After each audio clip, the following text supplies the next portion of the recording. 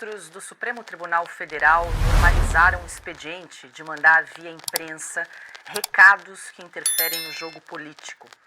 Anonimamente ou em entrevistas, magistrados têm deixado de lado o pudor de indicar parcialidade e até de ameaçar quem se opõe às suas decisões.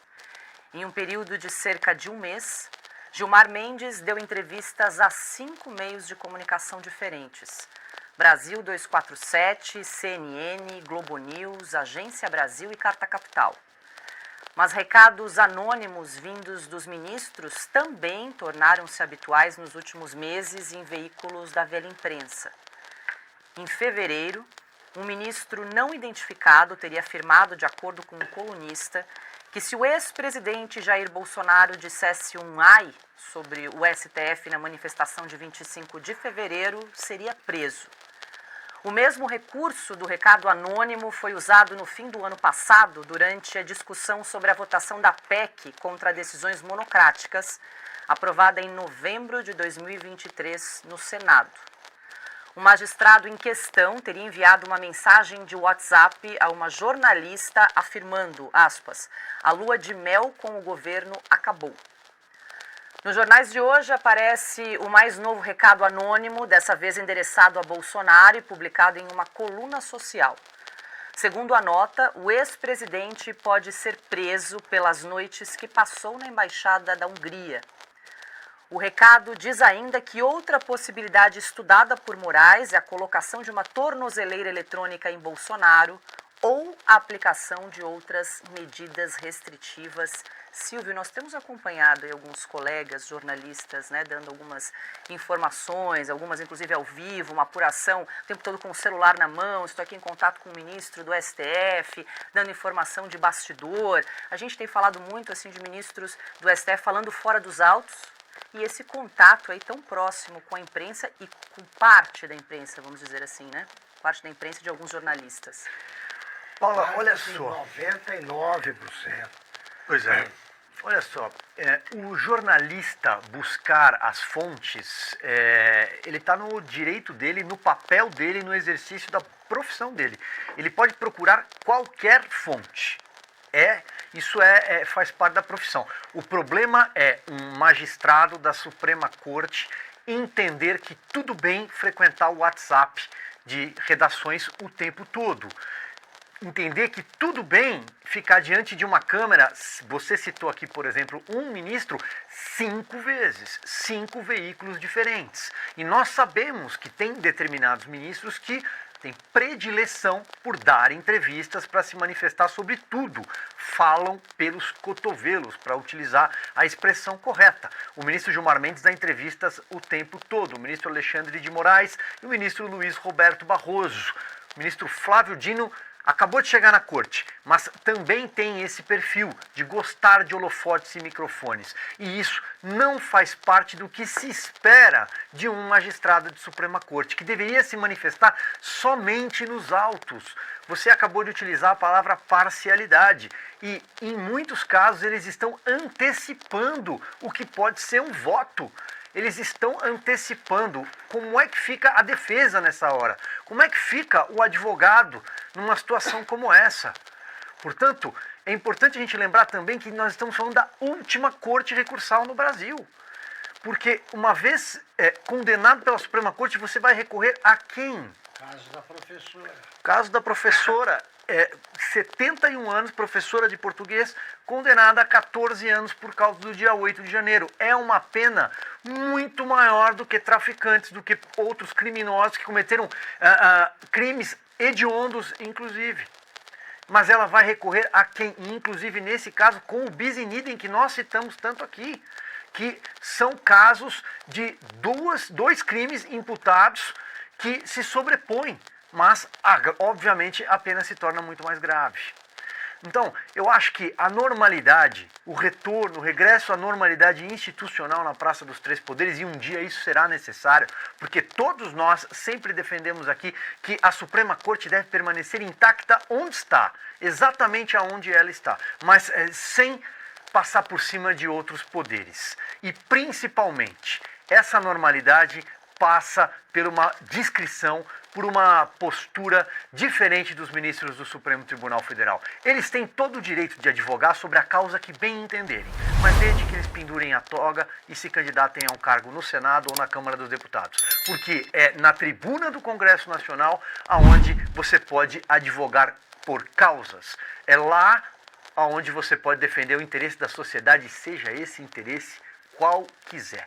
Não com uma caneta de juiz, porque, embora não sejam, a maioria não é juiz de carreira, estão ali no papel de magistrado da última corte recursal do país. Uma corte que deveria só guardar a Constituição. Já é muito. Augusto. Quero me queixar da discriminação sofrida por este programa e esta revista. Eles falam para todo mundo, mas não falam conosco. Então vou reiterar o convite a todos os ministros do Supremo Tribunal Federal. Evidentemente serão recebidos com muita polidez. Aqui nós somos gente educada. Vamos fazer as perguntas que eles estão habituados aí a tratar de assuntos que eles estão habituados a comentar. Não tem problema nenhum. Por que ele não conversa com a gente? Então, olha aqui, o Gilmar Mendes, ele deu entrevistas para 5.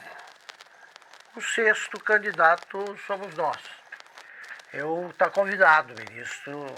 Posso convidar? Por favor. Está convidado o ministro Gilmar Mendes, pode escolher o dia, nenhum problema, tal. Vamos conversar sobre isso. Todos os ministros são bons entrevistados, porque com essa imprensa aí, realmente não adianta nada. Eu conversei ontem com 2 ministros do Supremo. Sempre que eu dirigi redações, a gente começava com essa conversinha, eu chamava e falava, vem cá, qual é a tua fonte? Não posso falar. Como não pode falar? Eu sou o diretor de redação, você não confia em mim? Você acha que eu vou vazar a tua fonte? Eu só quero saber, eventualmente posso até te ajudar. Conheço alguém ligado a ela, nunca aparecia nome. Tá, então, brasileiro usa off até para elogiar. Fulano disse que o Lula é bonito, vai viver até os 120 anos e tal. Não quis se identificar. Isso aí. É a instituição que fala, né? A instituição fala. Isso, o IBGE fala. E o STF, então, esse está falando como nunca. Fora dos autos. Fora dos autos. Piotr. Lembra aquela discussão que tivemos tempos atrás, né, que o PT sempre teve um desejo gigantesco de controlar os meios de comunicação, né? Silvio foi a várias dessas reuniões do PT, eles falavam isso, né? Eles não precisam fazer isso porque boa parte desses veículos é assessoria de imprensa, não só do governo, até exageram. Augusto, eu confesso a você que, como jornalista, eu tenho dúvida que tenham falado tanto assim com o ministro do Supremo. Acontece que o que eles falam, fica tão... O Supremo fala, tá bom, deixa andar. O que é pior, porque daí tem uma mentira no meio, né? Tem uma mentira.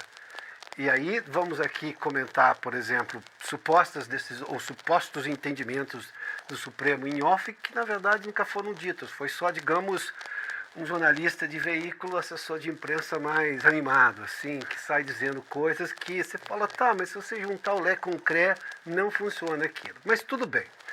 Tomando pelo valor de face, porque de alguma forma isso mancha a imagem do Supremo, e nesse momento está lá o ministro Barroso, que é o presidente da Casa, da Suprema Corte Brasileira, eu vou fazer 2 questões aqui. Primeiro, isso vai entrar na conta dele, porque ele está presidindo uma corte que, neste momento, não está fazendo, como o Silvio citou há pouco, o mínimo que se espera dela.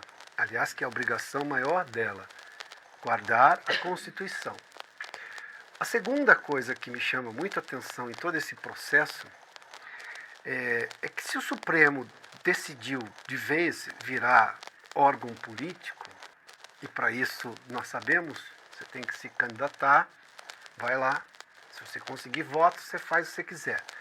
Mas não pode continuar fazendo da forma como está, porque aí o jogo é desigual e a democracia não permite essa desigualdade. Você tem que passar pelo crivo da população. Então, mas tudo reside no primeiro fato. o ministro Barroso, e todos nós sabemos, ele conhece muito bem o direito. Eu converso com muita gente do direito e pergunto qual é a opinião deles, que são especialistas, se eles realmente percebem notório saber.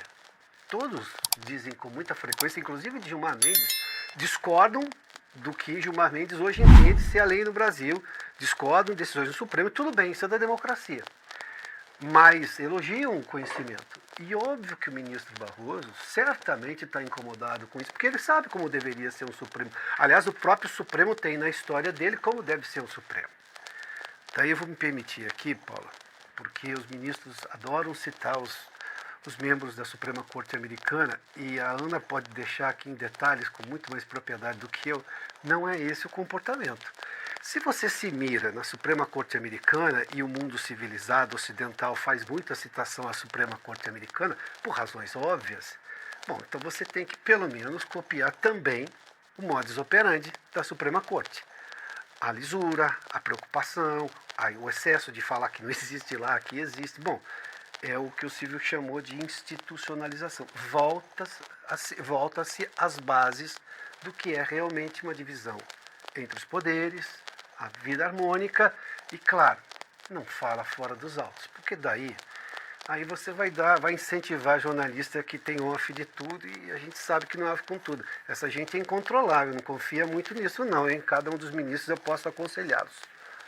Pois é, Ana, partindo do pressuposto de que é legítimo os jornalistas terem as suas fontes, partindo do princípio de que seja verdade aí a relação de alguns jornalistas e veículos com ministros do STF, essa apuração aí constante, preocupa nessa questão da parcialidade, muitas vezes, da emissão de um juízo de valor e antecipação de algumas decisões que chegarão a eles mais dia ou menos dia, né? E aí eles já estão aí antecipando um entendimento publicamente, usando muitas vezes a estrutura da mídia para isso. E um entendimento que, para o processo desse entendimento, alguns advogados não têm acesso ao caminho para pensar na defesa, nas estratégias de defesa, para discutir com seus clientes. Olha, está aqui nos autos X, então nós vamos partir para a estratégia Y. Advogados não têm acesso aos autos, não sabem o que está acontecendo. Eu sei de advogados que conseguem informações sobre seus processos com jornalistas. Direito de ampla defesa acabou. Isso não existe. Então, nós estamos falando, se olharmos, né, os últimos 15 meses, uma insegurança econômica tremenda, rombo de 230 bilhões, uma insegurança agora também diplomática, as embaixadas estão sendo espionadas, alguém está de olho nas embaixadas. É uma insegurança diplomática, porque é um governo, como mencionamos aqui, que não apenas flerta, mas anda de mãos dadas com grupos terroristas, e a insegurança jurídica. Nós lemos, antes de sabermos que a Latam, por exemplo,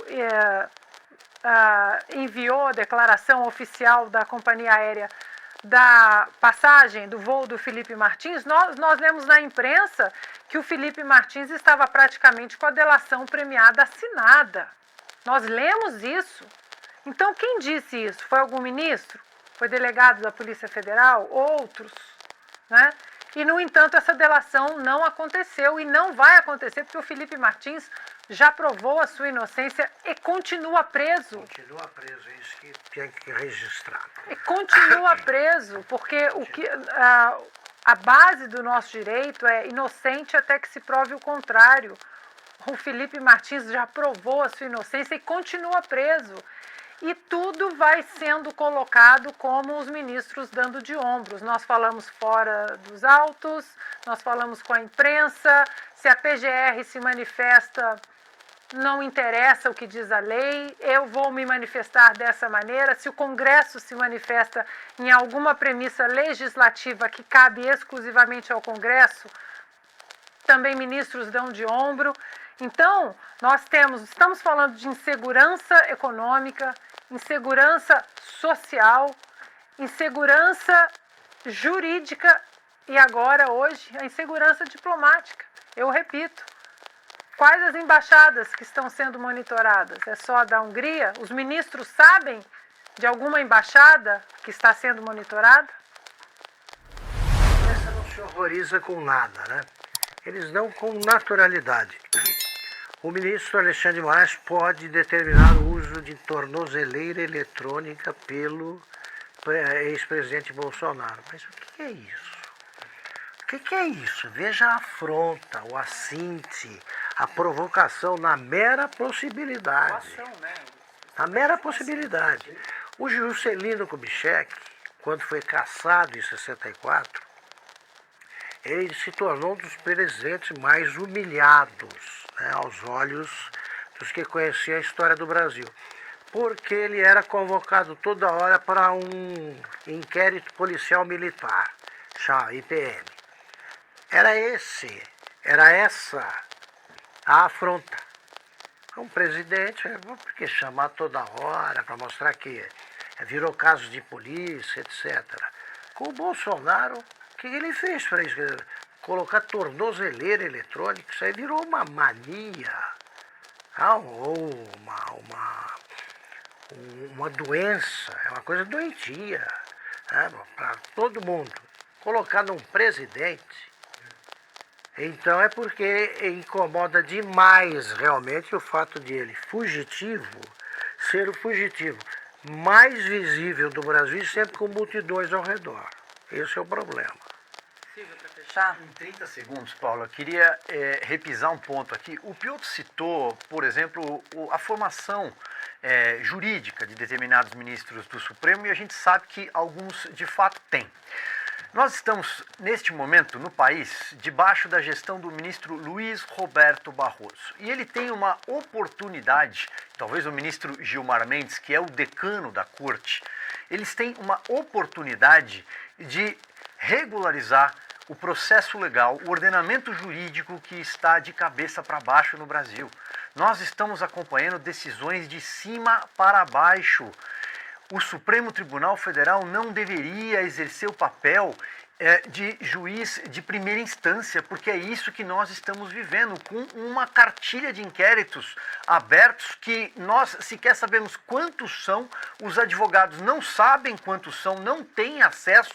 Por exemplo, o inquérito matriz 4871 completou 5 anos. 5 anos de um inquérito aberto, e isso também vai na contramão do ordenamento jurídico brasileiro, porque se você não encontra indícios depois de tanto tempo, encaminhe-se ao arquivamento e não manter um inquérito que é uma verdadeira guilhotina em praça pública contra qualquer um que esteja no espectro da direita hoje no Brasil, qualquer um que não seja lulista ou não concorde com esse consórcio de governança formado pelo Palácio do Planalto e pelo Supremo Tribunal Federal. É uma oportunidade que o ministro Luiz Roberto Barroso tem neste momento e que o ministro Gilmar Mendes, como decano, também deveria incentivá-lo a simplesmente rever esse atropelo do devido processo legal. Uma pessoa, e finalizo, condenada a 14 anos por um ministro do Supremo Tribunal Federal não tem a quem recorrer. Isso está errado. Não tem foro privilegiado, não tem foro de prerrogativa. Não deveria estar lá, deveria estar numa vara de primeira instância.